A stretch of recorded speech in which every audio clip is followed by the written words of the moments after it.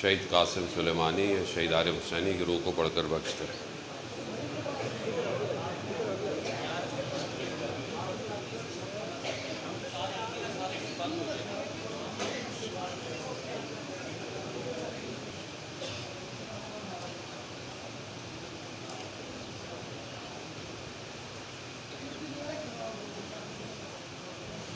امام زمانہ کی سلامتی کے لیے ایک دفعہ صلوات دیں۔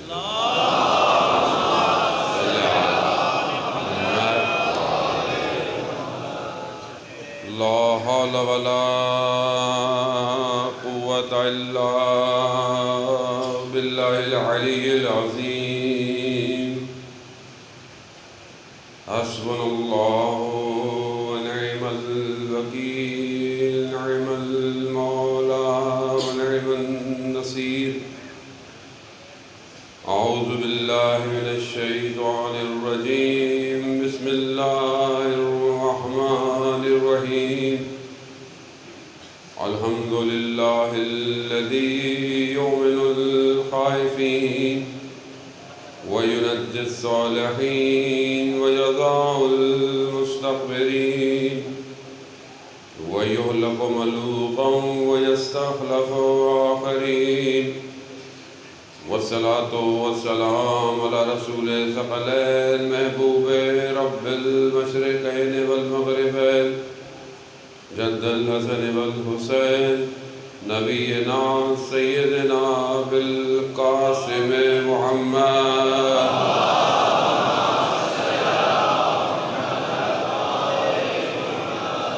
وعلى آله الطيبين الطاهرين المعصومين لا سيما بقية الله في الأرضين روحي وأرواحنا لتراب مقدم الفداء ولعنة الله على أعدائهم أجمعين بسم الله الرحمن الرحيم رب اشرح لي صدري ويسر لي أمري واحلل عقدة من لساني يفقهوا قولي أما بعد فقد قال الله تبارك وتعالى في كتاب الحكيم والقرآن المجيد وما خلقت الجن والانس الا ليعبدون صلوات محمد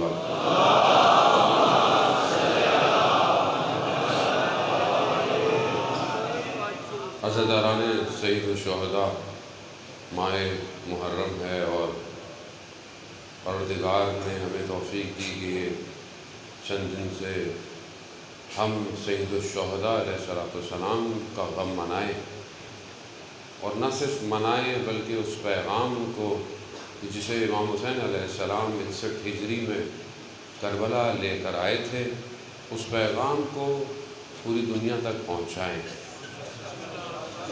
اور وہ ذکر کریں کہ جس کا ذکر پروردگار نے کیا ہے، ذکر آگے کی طرف بڑھے اور یقیناً بہرحال پروردگار کی میں بھی شکر گزار ہوں۔ پروردگار نے توفیق دی آپ کے اس شہر میں، آپ کے اس جگہ میں، اور شرمندہ بھی ہوں کہ بہرحال لوگ کھڑے ہوئے ہیں، گرمی بھی ہے، لیکن یہ عزاداری ایسی ہے کہ یہ گرمی سردی نہیں دیکھتی ہے،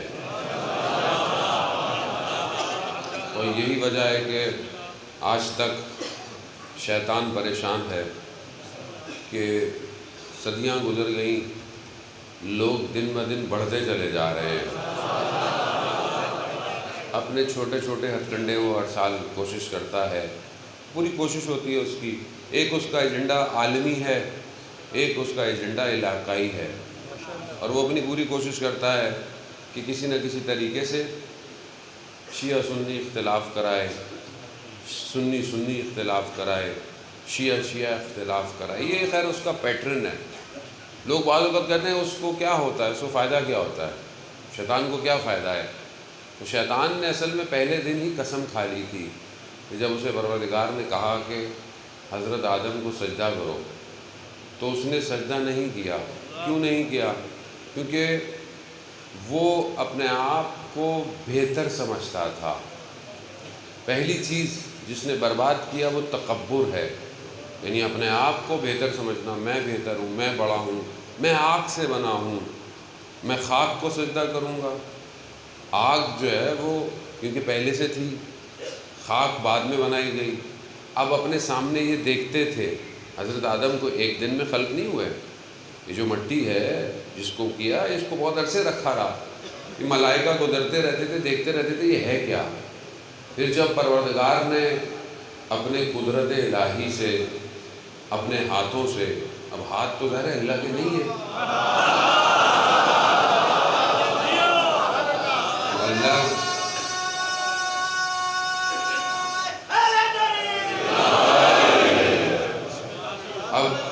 اب اللہ کے تو ہاتھ نہیں ہے، اللہ کا تو جسم بھی نہیں ہے، اللہ کسی جگہ پہ بھی نہیں ہے.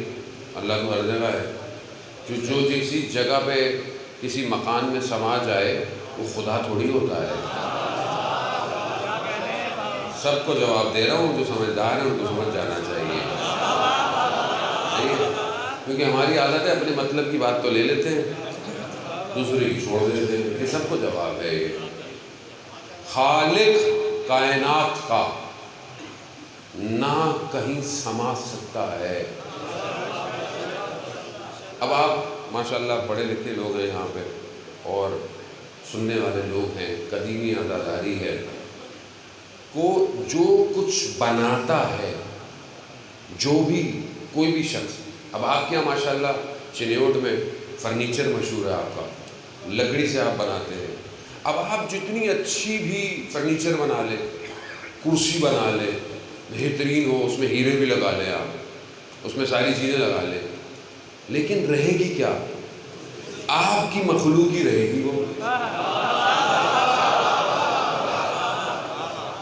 تو جس خالق نے کائنات کو بنایا ہو وہ کائنات میں کیسے سمائے گا؟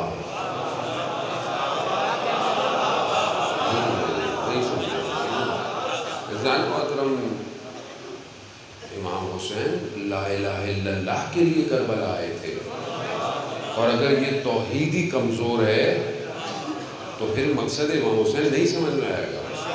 یعنی جو خلق کرے کائنات کو، ہر چیز کا خالق ہو، کوئی چیز وجود نہیں رکھتی ہو اور وہ ہو. اب کیسے ہو، کہاں ہو؟ تو بھائی یہ دماغ بھی اسی نے بنایا ہے، اس میں نہیں آئے گا وہ کہاں ہے، کیسے ہے.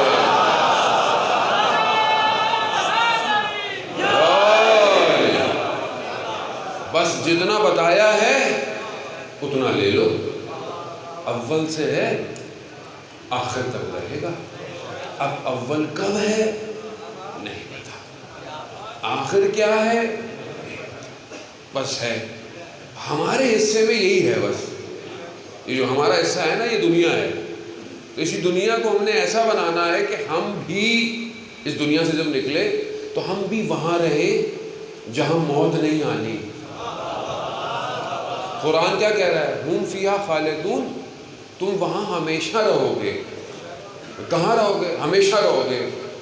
کتنے عرصے نہیں، ہمیشہ رہو گے. اور وہ ہے کیا جہاں ہمیشہ رہو گے؟ اس جگہ کا سردار کون ہے جہاں تم ہمیشہ رہو گے؟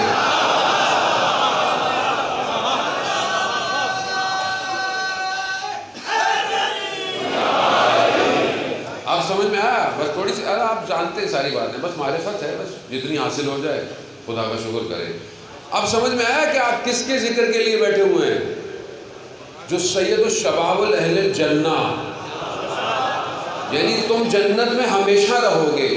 ہمیشہ. موت نہیں ہے، اختتام نہیں ہے، تمام نہیں ہے، نعمتیں دنیا کی نہیں ہیں، ظاہری لذتیں نہیں ہیں. اب جو قرآن نے بتایا ہے وہی انسان اگر سمجھ جائے تو پتہ نہیں کیا ہے وہ، کہ پتہ نہیں کیا کیا ہوگا. یہ بھی خدا نے ہمارے لیے اصل جنت جو ہے وہ رضوان الہی ہے، اللہ کی رضا ہے. جو اس دنیا میں اللہ کی رضا پہ راضی ہو گیا، یہ دنیا بھی اس کے لیے جنت ہے. تو پریشان نہ ہو، زندگی ایسی ہو رہی ہے، زندگی میں بھی پریشانیاں ہیں، زندگی میں امتحان ہیں، زندگی میں بیماریاں ہیں، فائنینشلی پرابلم ہے، اولاد یہ مسئلہ. یہ دنیا بہت تھوڑی سی ہے. اس تھوڑی سی کے لیے اتنا غم غصے نہیں ہو. اگر کچھ پریشانی ہونی بھی ہے تو وہاں کے لیے ہو جہاں ہمیشہ رہنا ہے. یہ تو گزر جائے گی, یہ تو پلک جھپکتے گزر گئی, پلک جھپکتے گزر جائے گی. آپ کے سامنے بزرگ موجود ہیں, زندگی آپ کے سامنے دیکھی, ان سے پوچھو ایسی گزری, پتہ ہی نہیں چلا, ایسی گزر رہی ہے. اور ویسے بھی آج کل انسان بہت تیزی سے جا رہا ہے قبر کے اندر.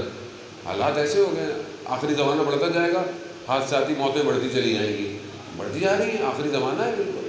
آپ بہت تیزی سے لوگوں کو قبروں میں دفنا رہے ہیں, اور ہر روز انسان کہیں نہ کہیں کسی نہ کسی کو دفناتا ہے کبھی نہ کبھی. لیکن یہ بھول جاتا ہے کہ مجھے بھی کسی نے ایک دن دفنانا ہے. یہ بھول جاتا ہے آدمی. عزیزان محترم, تو اب جہاں رہنا ہے وہاں کیا لے کے جا رہے ہیں, وہاں کے لیے کیا ہے؟ اب آپ یہاں سے جائیں اسلام آباد یا کسی اور ملک جائیں, زیارتوں پہ جائیں, انشاءاللہ اللہ تعالیٰ ہم سب کو زیارت نصیب کرے. حج پہ جائیں, عمرے پہ جائیں, جہاں آپ جا رہے ہوتے ہیں اس کے لیے کیا کرتے ہیں آپ؟ پلاننگ کرتے ہیں, سفر کی تیاری کرتے ہیں, سامان کیا ہو, موسم کیسا ہے, کپڑے کیسے رکھنے, کتنے دن رہنا, کھانا پینا کیا ہوگا, رہائش کیا ہوگی, سب پلان کرتے ہیں. کتنے دن, ہفتہ 10 دن 12 دن رہتے ہیں, اس سے زیادہ آدمی رہتا نہیں ہے. کتنی پلاننگ کرتا ہے, کتنی تیاری کر رہا ہوتا ہے. اور جہاں ہمیشہ رہنا ہے اس کی کتنی تیاری ہے. تو یہ سب اسی کی تیاری ہے. یہ جو ہم آتے ہیں یہاں بیٹھتے ہیں, یہ جو ذکر کرتے ہیں, اسی لیے کہا ذکر علیہ عبادہ. اس لیے کہا کہ بھائی جو ذکر کر رہے ہو یہ بھی عبادت ہے.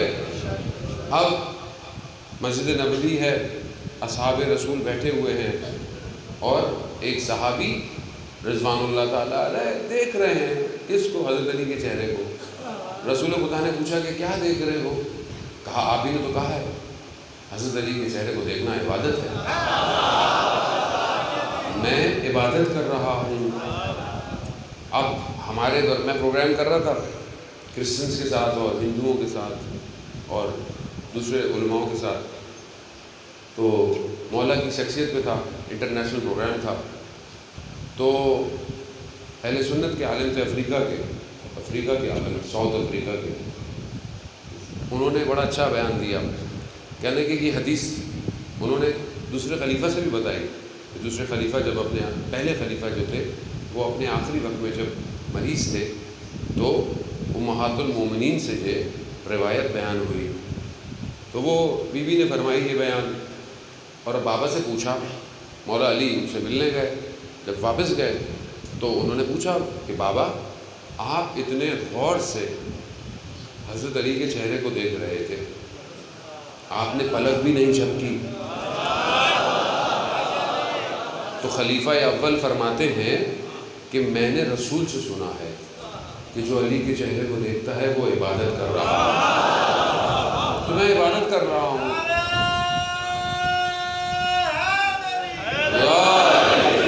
تو میں عبادت کر رہا ہوں. یہ حدیثیں بہرحال سب متفقاً اہل سنت کی کتابوں میں سے پڑھ رہا ہوں. تو وہ کہتے ہیں کہ یہ ایسا ہے. اب انہوں نے بڑی اچھی بات کی عالم دین نے. اب وہ تو اس زمانے میں مولا زندہ تھے ظاہری طور پر, تو لوگ دیکھ لیتے تھے. اب ہم کیا کریں بھائی, وہ تو دیکھ لیتے تھے. کوئی اہل سنت کے عالم کا بیان ہے, میں اپنا بیان نہیں دے رہا. انہوں نے کہا کہ میری یہ دوسری حدیث آئی, کیا ذکر علیہ عبادہ, تاکہ ہم محروم نہ رہیں اس عبادت سے. تو یہ عبادت ہے جان محترم. لیکن ظاہر ہے عبادت کا اپنا ایک اصول ہوتا ہے, عبادت میں شرائط ہوتے ہیں, اس شرائط کو پورا کرنا پڑتا ہے. عبادت اپنے لیے پہلے مقدمات رکھتی ہے. نماز واجبات میں سے ہے, بغیر وضو کے پڑھ کے دکھائیں. آپ بولے نہیں میں نے تو مہنگے ترین شربت سے وضو کیا ہے, مہنگا شربت ہے دنیا کا, وضو ہی نہیں ہوگا. بولے میں نے فلانے پانی سے, پانی صاف ہونا چاہیے. حتیٰ پانی صاف ہو, مطہر ہو, آپ کا نہ ہو تو بھی وضو نہیں ہوتا. کسی اور کی ملکیت ہے, وضو نہیں ہوتا. اب آپ کھیتی باڑی کسان ہیں ماشاء اللہ, یہاں پہ جو کام ہے, اب آپ رات کو کسی کا پانی چرا لیں, ہوتا ہے نا رات کو پانی 3 بجے لگانے کا، تھوڑا پانی اپنا زیادہ کر لیں، 15 منٹ پہلے کھول لیں، ہوتا ہے کہ نہیں ہوتا؟ حرام ہو گیا۔ اب جو گندم اگے گی وہ شکم میں جائے گی، حرام ہوگا، سب حرام۔ 1 منٹ بھی آپ نے کسی کا پانی چوری کیا یا کچھ ایسا سسٹم کیا کہ آپ کا پانی زیادہ آ جائے، بس نسل برباد۔ پھر شکایت مت کیجیے گا، اولاد خراب ہو رہی ہے، بچے خراب ہو رہے ہیں، بیٹی با پردہ ہو رہی ہے، بے پردہ ہو رہی ہے، گھر میں بیماریاں آ گئی ہیں، کیوں؟ حرام لقمہ۔ اسی لیے عبادت کے اصول ہیں، ہر کوئی ذکر یہ کر نہیں سکتا، ہر کوئی ذکر پاک ہونا چاہیے، وجود کو پاک کرے ظالموں۔ اس ذکر کے لیے ظاہر ہے جب یہ زبان ایسا ذکر کرتی ہو تو یہ زبان کسی کو برا بھلا نہ کہے، کسی کو غلط لفظ نہ پکارے، غیبت نہ کرے، تہمت نہ لگائے، چغلی نہ کرے، پھر یہ زبان پاک ہوگی۔ اب پاک ہوگی، اب آپ ذکر کریں، بسم اللہ، صبح شام ذکر کریں، ذکر قبول ہوگا۔ سمجھنے کی کوشش کریں ظالم محترم، یہ جو نظام ہے یہ نظام بڑا کیلکولیٹڈ ہے پروردگار کا۔ یہاں پر لیفٹ رائٹ نہیں ہے، یہاں صرف صراط مستقیم ہے بس۔ اب جس کے پاس جتنی طاقت، جس کے پاس جتنا ہو اتنا وہ صراط پہ آتا ہے، تو ہمیں گھبرانا نہیں چاہیے۔ بہت سے کہتے ہیں بھائی امام علی کو ایسا مانو ویسے مانو، بہرحال آپ لوگوں کو ماننے دیں، آپ لوگوں کو ماننے دیں۔ بھائی آپ کیوں ٹھیکیدار بن گئے؟ مولا وہاں کھڑے ہوں گے اگر جنت کے دروازے پر، اور اگر کوئی اس وجہ سے پلٹ گیا اور یہ کہہ کر پلٹ گیا کہ مولا ہم تو مجلس میں آنا چاہتے تھے، یہ آپ کے جو چاہنے والے تھے یہ کچھ زیادہ ہی چاہنے والے تھے، یہ ہمیں آنے نہیں دیتے تھے۔ اب کیوں نہیں آنے دیتے تھے؟ ایسی بات کرتے تھے جو ہمارے دل پہ لگتی تھی۔ ایسی بات نہ کرے، سمجھنے کی کوشش کریں۔ ہم نے فرقوں میں بانٹ دیا اسلام کو، اسلام ایک ہی ہے، ایک اللہ، ایک رسول، ایک کتاب۔ ولایت ہر کوئی اپنے ظرف کے حساب سے قبول کرتا ہے۔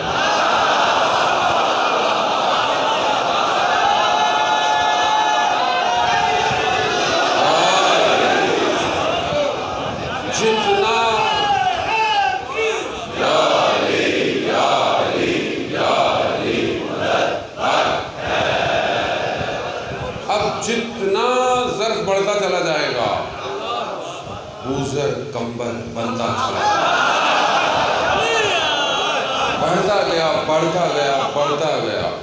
شخص کہتا ہے، روایت میں صدر اسلام میں ایک شخص رسول خدا سے اتنی محبت کرتا تھا، صرف رسول کو دیکھتا تھا، بس چلا گیا۔ رسول بھی جانتے تھے کہ یہ صرف دیکھنے آتا ہے، بیٹھے ہوتے تھے، جب پتہ چلتا تھا آیا رسول تھوڑا سا بلند ہو جاتے تھے، دیکھ لیا چلے جاؤ۔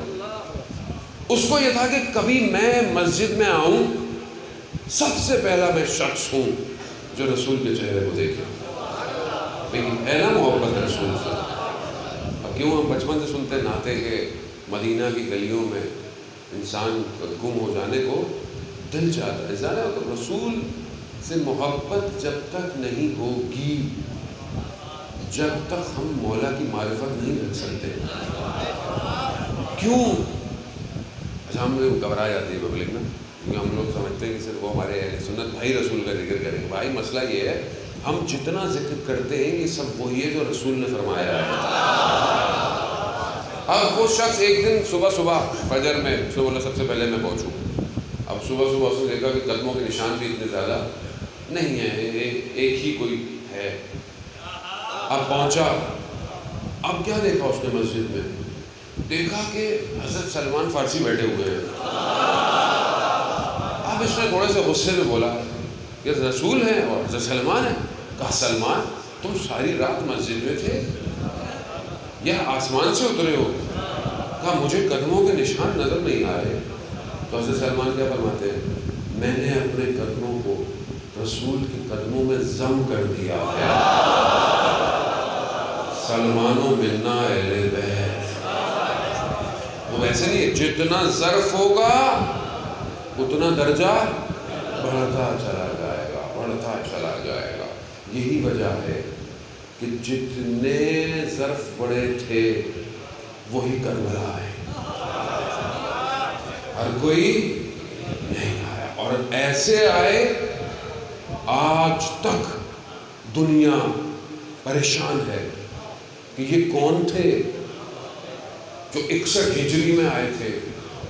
ان کے لیے کروڑوں دنیا گھر سے باہر نکلی ہوئی ہے، ان کے لیے ایک حسین 61 ہجری میں آیا کربلا، اور وہیں پہ کروڑوں لوگ آج پوری دنیا میں محرم الحرام میں سفر کے اندر پوری دنیا آپ اٹھا لیں، صرف پاکستان نہیں، پاکستان کے صوبے نہیں، چھوٹے چھوٹے حادثوں سے گھبرائے نہیں کریں یار، یہ کچھ نہیں ہو سکا۔ ان کو دنیا کی ملکوتیت نہیں روک پائی عزاداری کو آج تک، آپ روکیں گے؟ آپ اپنا ٹائم ضائع کر رہے ہیں اور کچھ نہیں ہونے والا۔ پریشان ہو گئی پبلک، طالبان نے شیعوں کو قبول کر لیا، بھائی کیا ہو گیا؟ قبول نہیں کرتے، انہیں نہیں پتہ ہے زندہ رہنے کا طریقہ ولایت ہی ہے۔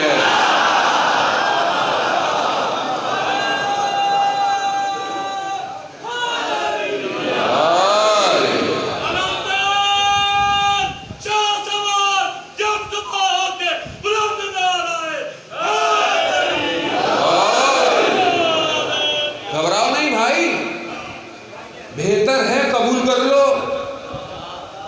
ایک 61 ہجری میں آیا تھا، اتنا دنیا میں شور ہے، وہ جو آخری آئے گا نا،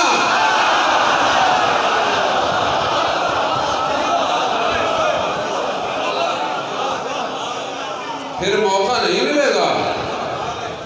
قرآن بھی کہہ رہا ہے وقت معلوم تک شیطان کو فرصت ہے۔ وہ وقت معلوم کیا ہے؟ ظہور ہے۔ مان جاؤ محبت کے ساتھ، کوئی زبردستی نہیں، سب اسلام محبت کا دین ہے، امنیت کا دین ہے۔ اسلام کے اندر تو کوئی غیر مسلم بھی آئے تو اسلام اسے پناہ دیتا ہے۔ اپنا دین مت لے کر آئیں سڑکوں پہ، گلیوں میں، مسجدوں میں، امام بارگاہوں میں، اپنا دین نہ لائیں، وہی دین لائیں جو مدینہ میں اترا تھا۔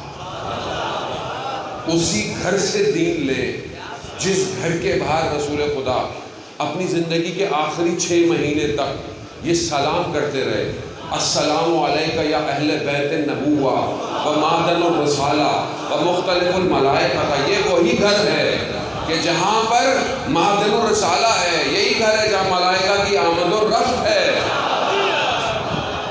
تو دین انہی سے لے عزیزان محترم، دین اپنی مرضی کا نہ لے کر آئے، کوئی اختلاف نہیں ہے، دور کرے، آنے والا ایک ہی ہے، اس میں کوئی اختلاف نہیں، سب کتابوں کے اندر ایک ہی ہے۔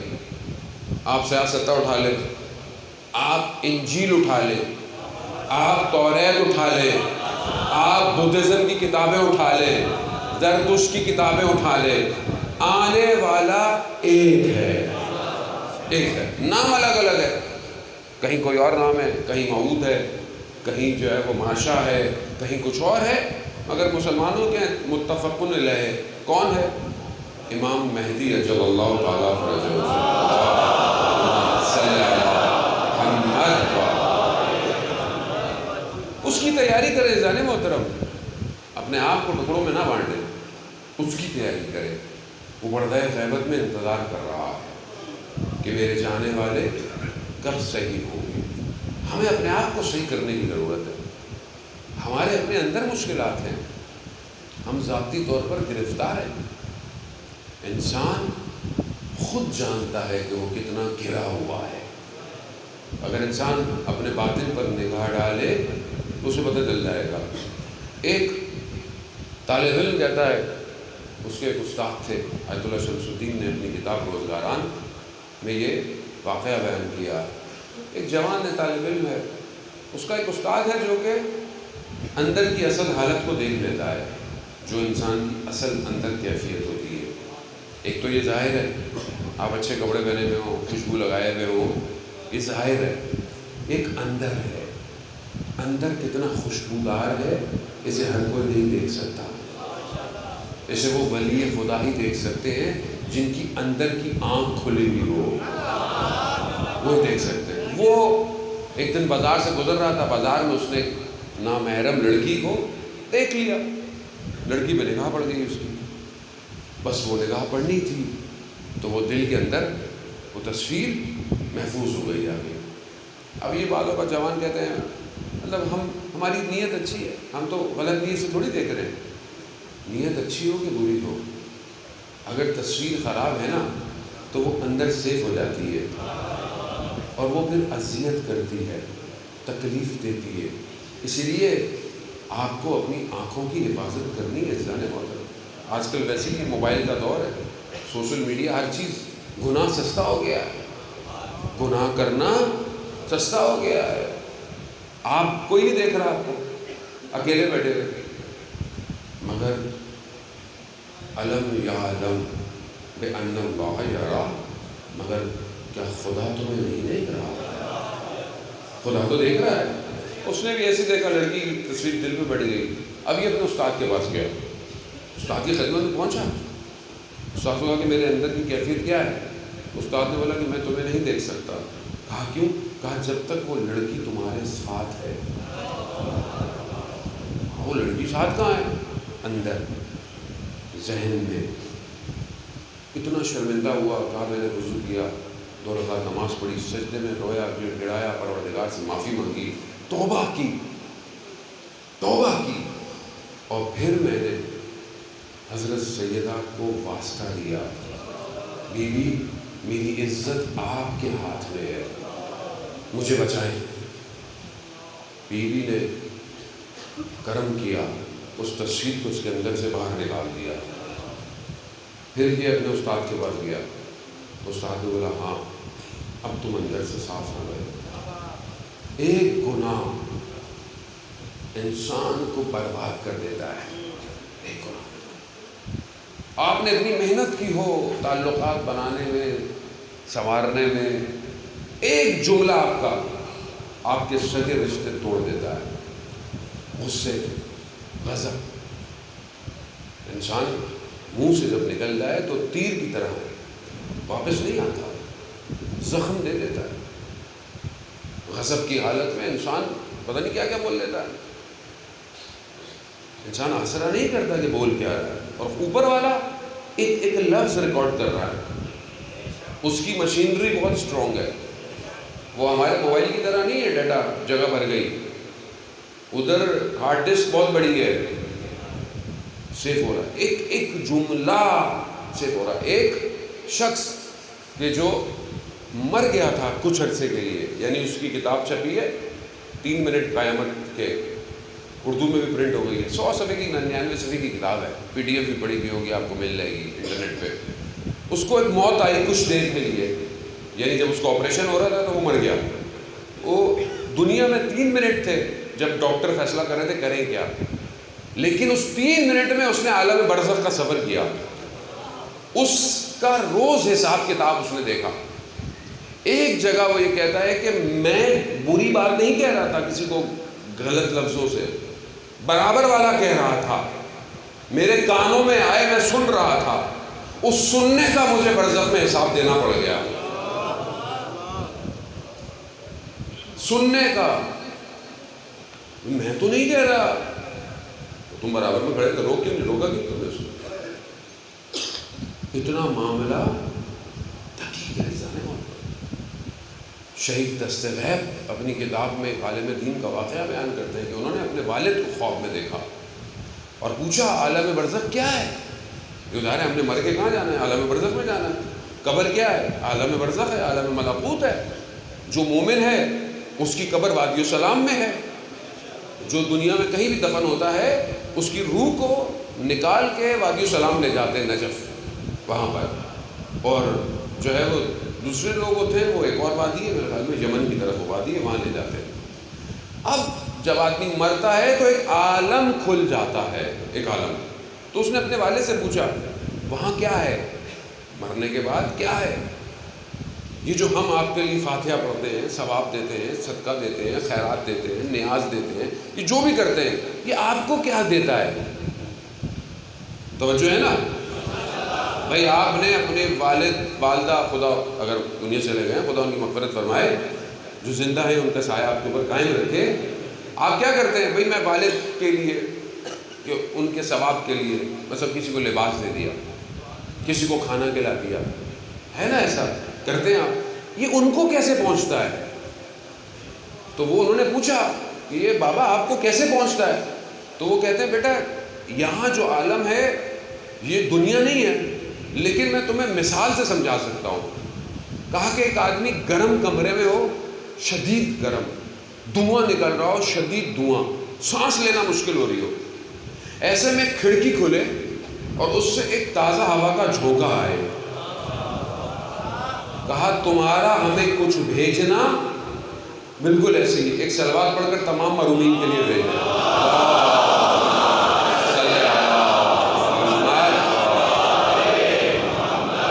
یعنی آپ کا صلوات اس ٹائم آپ کے مرحومین کے لیے ایک کھڑکی کھول گئی کہ بھائی چنیوٹ سے بھی لوگوں نے کچھ بھیجوایا ہے.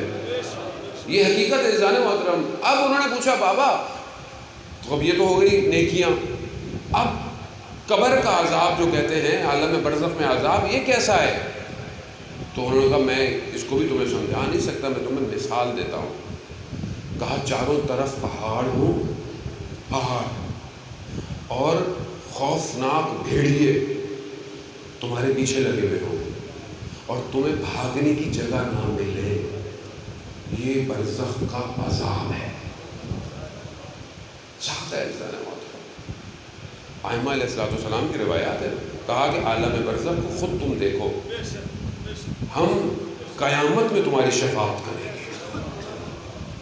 تو اب ہم جو کر رہے ہیں قبر میں ڈائریکٹ جا رہا ہے.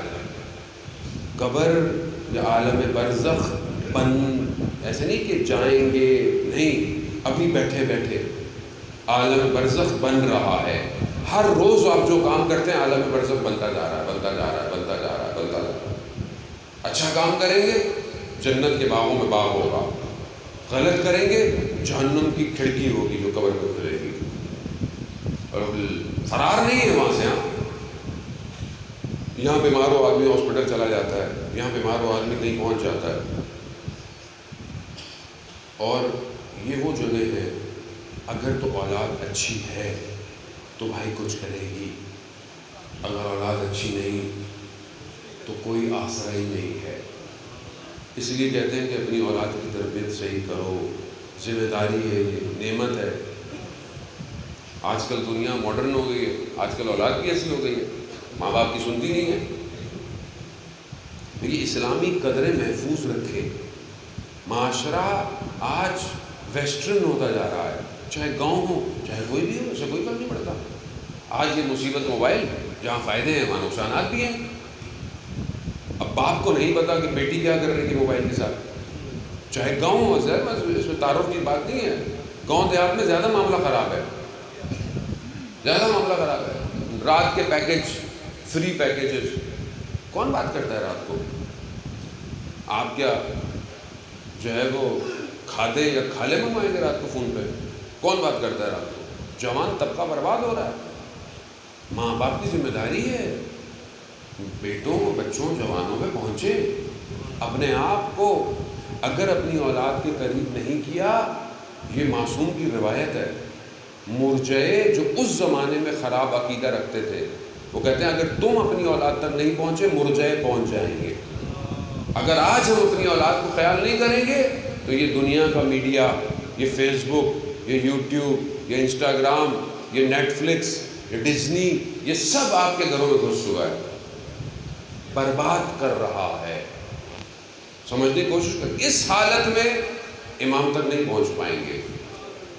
اور یہ دشمن کا ایجنڈا یہی ہے کہ آپ کو امام سے پہنچنے سے دور رکھے. ان کو کوئی فرق نہیں ہے، سنی ہو، شیعہ ہو، پاکستانی ہو، امریکن ہو، افریقن ہو، انہیں کوئی فرق نہیں ہو. انہوں نے ہر ملک کے لیے اپنا ایجنڈا بنایا ہوا ہے.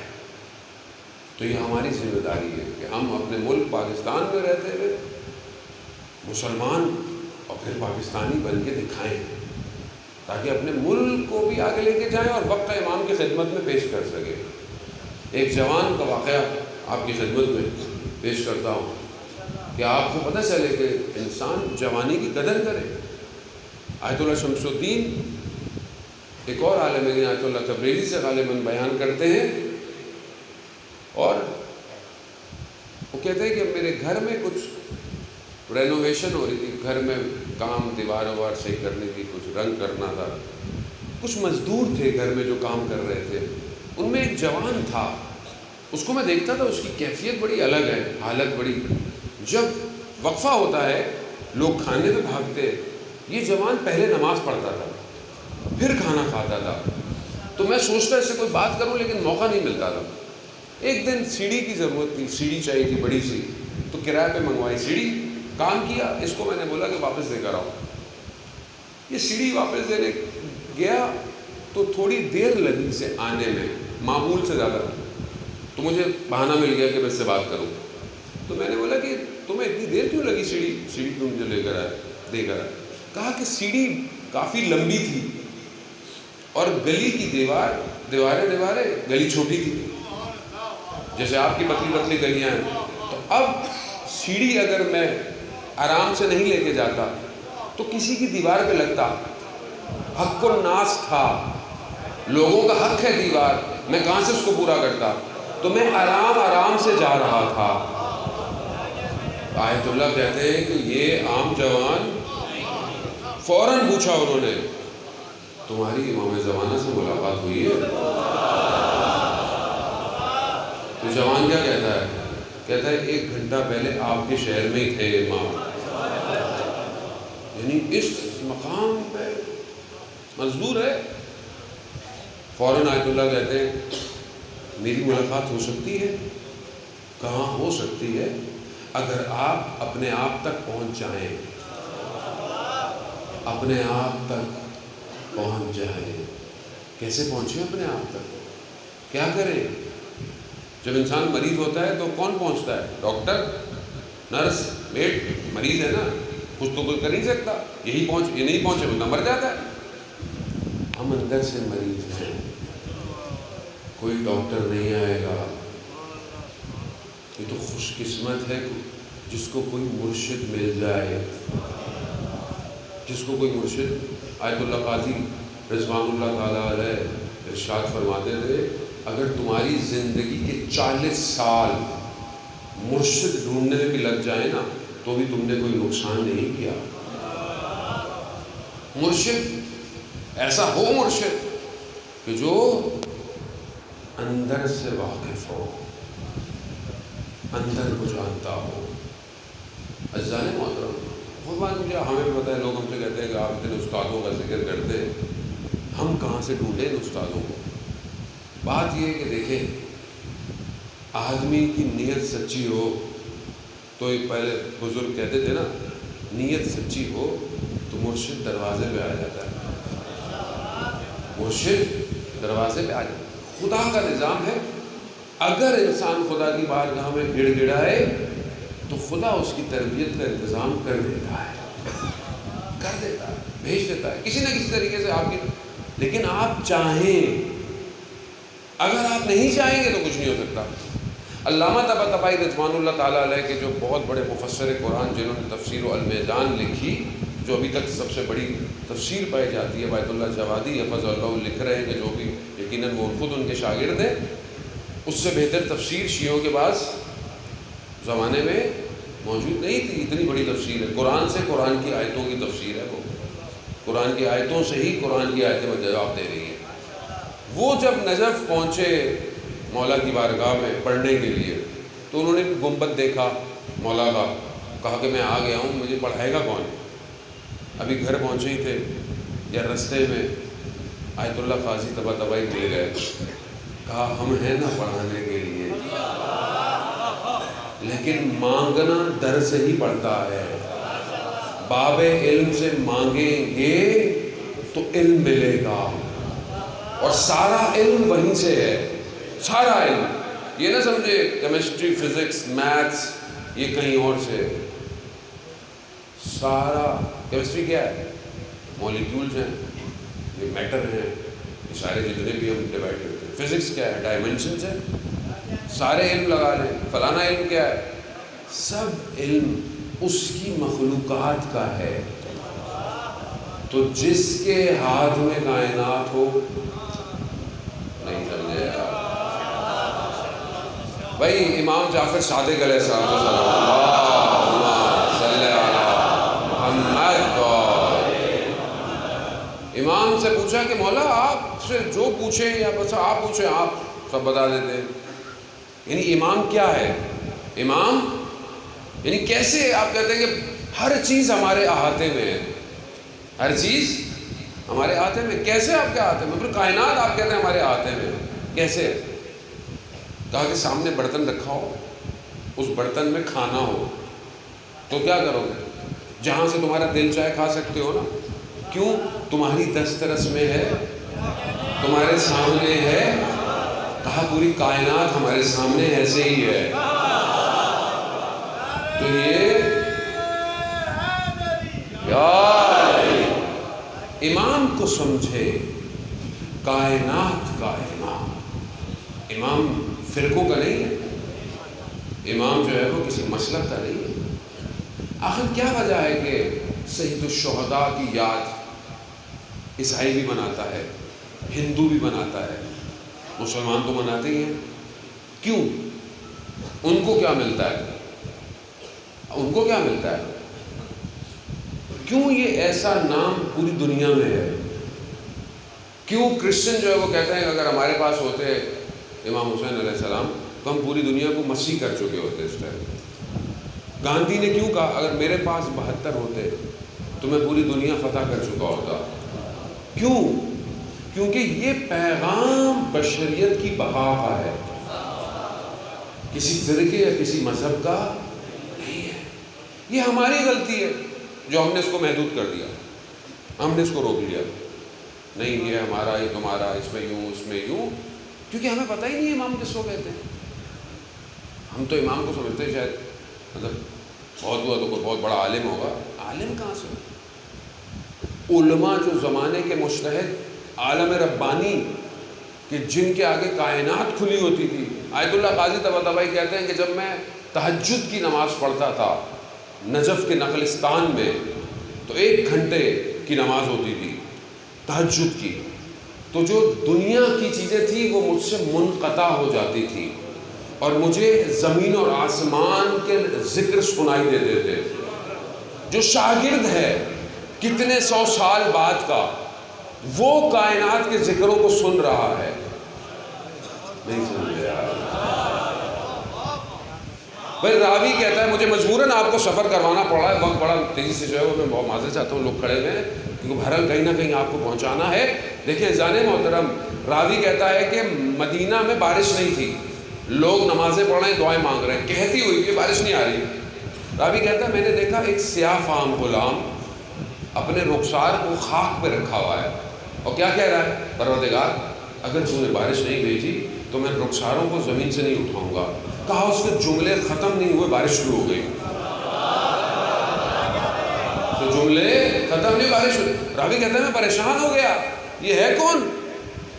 کہا میں نے اس کا پیچھا کیا مدینہ میں، وہ کوچہ بنی ہاشم میں گیا اور چھٹے امام کے گھوڑوں کو سنبھالنے والا غلام تھا. جن کے غلام ایسے ہوں وہ خود کیا ہو.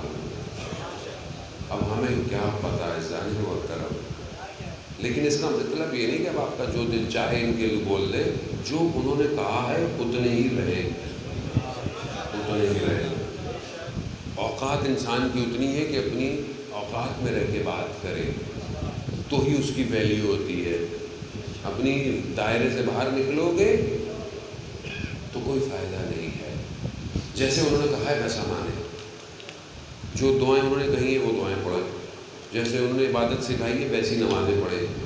اپنی طرف سے اپنے آپ کو زیادہ مولائی بنانے کی ضرورت، اتنے ہی مولائی بنے جتنے مولا نے کہا ہے، اتنے ہی مولا بنے. نہیں میں یوں کروں گا، میں یوں کروں گا.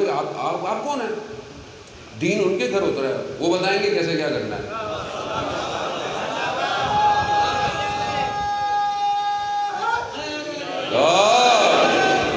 اور آپ کچھ بھی کر لیں، میں پھر وہی کہوں گا، آپ اگر سمجھتے ہیں کچھ بھی کر لیں تو وہ آنے والا ہے. ہم بھی دیکھیں گے، تم بھی دیکھنا. تو ہم تو منتظر ہیں صبح شام کہتے تو مولا آ جائیے. ہم تو یہی کہتے ہیں مولا آ جائیے. مولا آنکھیں میری اپنی آنکھیں کمزور ہوتی جاتی ہیں. انسان ظاہر ہے صحت انسان کی آہستہ آہستہ گرنا شروع ہو جاتی ہے. کب آئیں گے مولا؟ موقع تنہائی میں کبھی رویا ہوں میں امام کے لیے؟ اذان کی احترام میں تھوڑی دیر کے لیے خاموشی صلوات پڑھ لوں.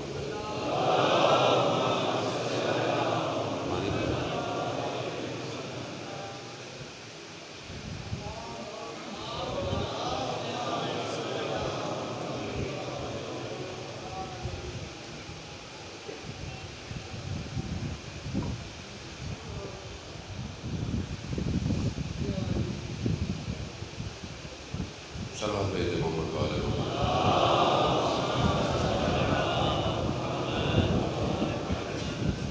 ہاں عزیزان محترم،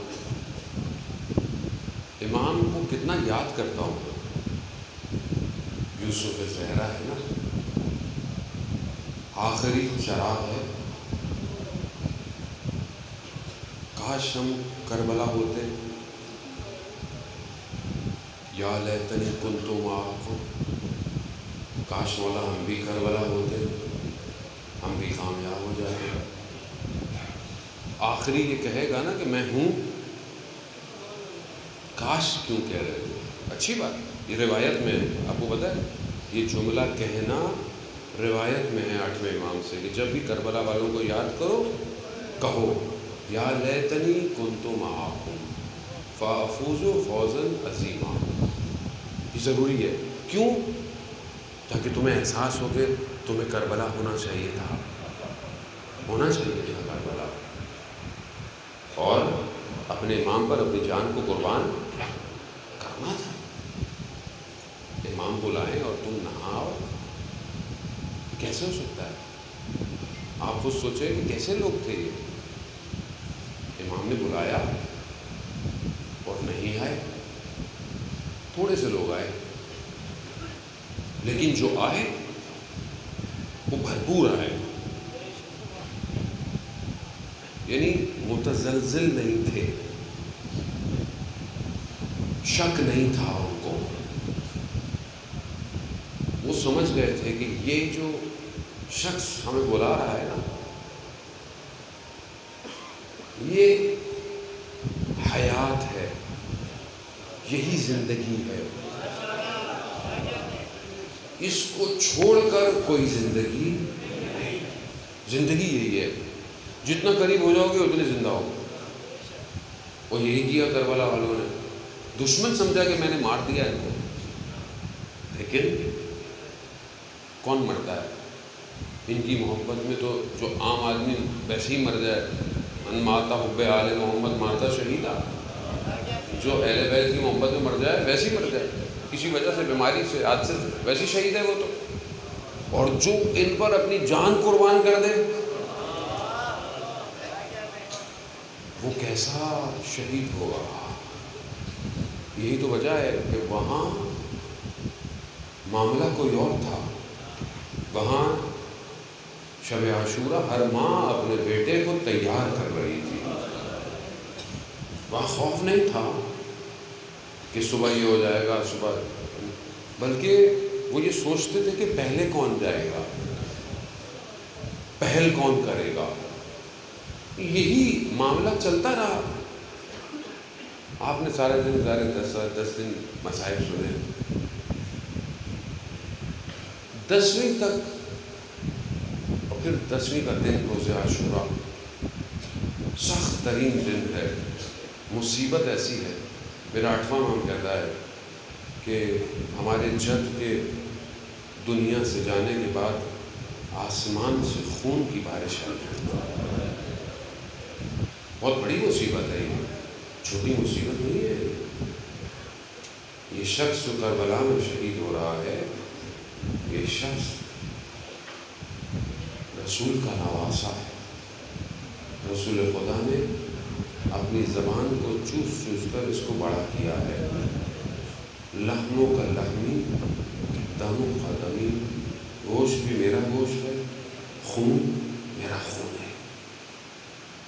جب امام حسین علیہ السلام چلتے ہوئے میں سے کہیں گرنے لگتے تھے تو رسول خدا اپنے خطبے چھوڑ دیتے تھے اور جا کر امام حسین کو پکڑتے تھے. کبھی دنیا نے دیکھا دوش پیغمبر پر سوار، کبھی دنیا نے دیکھا سجدے کی حالت میں کمر پہ سوار. دنیا کو دکھا رہے تھے رسول کہ دیکھو حسین کون ہے. مگر انہوں نے، کیونکہ ان کے شکم حرام سے پر تھے، انہیں ہدایت نہیں ہوئی اور انہوں نے امام کو کربلا میں شہید کر دیا. 12ویں امام زیارت نائیہ میں اپنے جد کو سلام دیتے ہیں. میرا سلام ہو اس رخسار پر جو خاک پہ پڑا. امام فرماتے ہیں میرا سلام ہو ان بدنوں پر کہ جن کو گھوڑوں نے پامال کر دیا. سلام.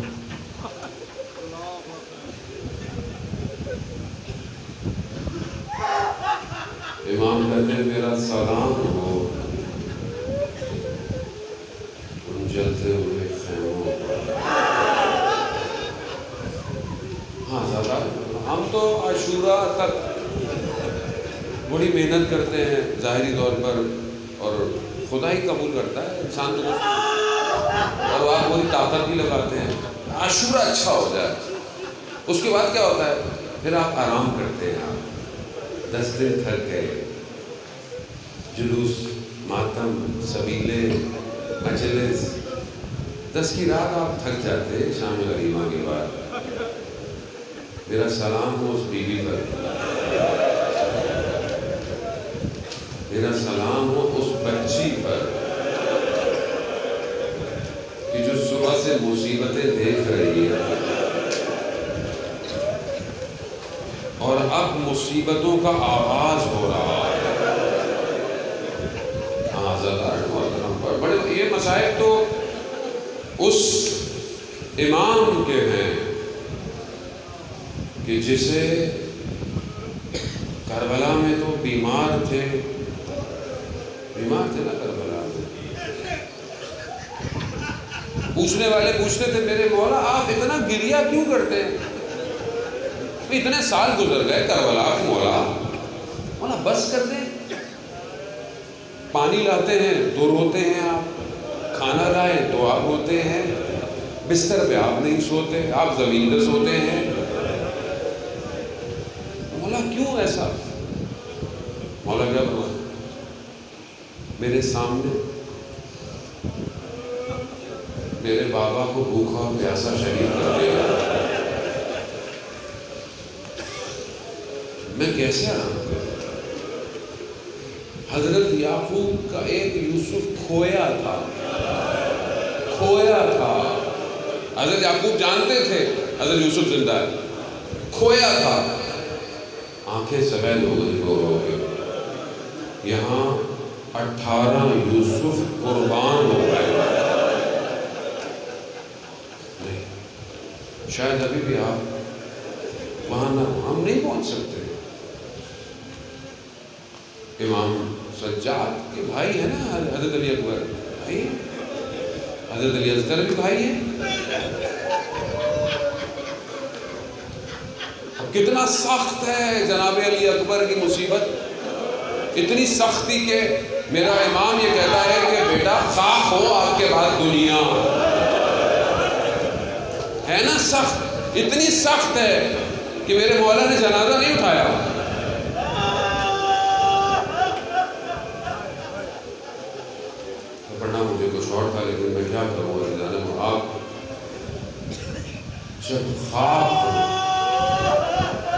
جب حضرت علی اکبر جدا ہوئے نا، پھر واپس آئے جنگ لڑ کے، ایک درمیان میں واپس آئے ہیں، حضرت علی اکبر نے کہا بابا اب یہ جو زرے کی گرمی ہے نا، زرے کی لوہا، اور ویسے بھی گرمی ہے اور پیاسے بھی ہیں، کہا بابا اگر پانی مل جاتا نا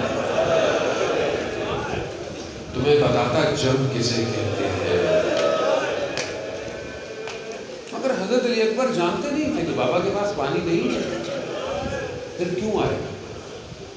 علماء کہتے ہیں باپ اور بیٹے کی محبت ایسی تھی، اللہ خدا آپ کے جوان بیٹے سلامت کرے، خدا آپ کے جوان بیٹوں کو بھولے ہو نہیں، جوان بیٹا کو دیکھ کر آدمی بڑا خوش ہوتا ہے، لیکن اگر وہی جوانی ڈھل جائے بس۔ اسی لیے امام حسین نے کہا علی اکبر بس اب جائیے بیٹا، اب نہیں آنا۔ لیکن شاعر نے بھی کتنا اچھا لکھا، مقتل کی عکاسی کی۔ حضرت علی اکبر جب جا رہے تھے تو میرے مولا کہتے ہیں مڑ مڑ کے مجھے دیکھتے جانا علی اکبر، جتنا ہو سکے مڑ کے مجھے دیکھتے رہو۔ اللہ مظلومیت باپ، ہاں آزادانہ ڈاکٹر، بس میں مسائل نہیں پڑھنے، بس میں آپ کو ایک دو جگہ لے کر جانا ہے، باقی آپ سے التماس دعا۔ اب جب حضرت علی اکبر گر گئے، اپنے بابا کو سلام کیا، میرا سلام ہو بابا، میرا مدد کو نہیں پکارا بابا کو، کتنا جوان ہے، مدد کو نہیں پکارا، کہا بابا میرا سلام ہو۔ امام بڑی تیزی سے آئے ہیں، بس مقتل کے جملے اگر محسوس کر سکے، خاک پہ بیٹھ گئے امام سے، سر کو سہانے لیا آپ نے، یہاں بات سر کو، مقتل کہتا ہے 3 دفعہ امام نے ایک جملہ کہا، ولدی ولدی، اے میرے بیٹے، اے میرے بیٹے، اے میرے بیٹے۔ یہ آسان نہیں تھا عزادارہ نے بولتا، حر کا جب بیٹا گرا نا، حضرت حر بولتے، امام حسین پہلے پہنچے، کیا کہا ان سے؟ حر اسلام میں، شریعت میں جوان بیٹے کے لاشے پر باپ کا آنا مقبول ہے۔ اللہ، میں کہوں گا حر آئیے آئیے مولا کو دیکھیے۔ اس لیے میرے مولا نے کہا اب یہ کتنا سخت ہے حضرت علی اکبر کے مسائل، نیزے کا لگنا سینے پر، تلواروں سے اربن ٹکڑے ٹکڑے ہونا ہاتھوں کا، یہ کتنا سخت ہے۔ لیکن میں پھر بھی کہوں گا جناب علی اکبر، آپ اس لمحے شہید ہو گئے، مگر یہ آپ کا بھائی گلی گلی کوچے کوچے دربار دربار یہ شہید ہوتا رہا ہے، اسے تیر لگتے رہے، اسے نیزے لگتے رہے، کبھی زبان کے تھے، کبھی کوئی کہتا تھا باغی آ گئے، کبھی کوئی کہتا تھا یہ ہو گیا، کبھی کیا کہتا تھا وہ ہو گیا۔ یہی تو وجہ تھی، پوچھنے والے نے پوچھا مولا یہ بتائے کہ سب سے مشکل مرحلہ آپ کے لیے کربلا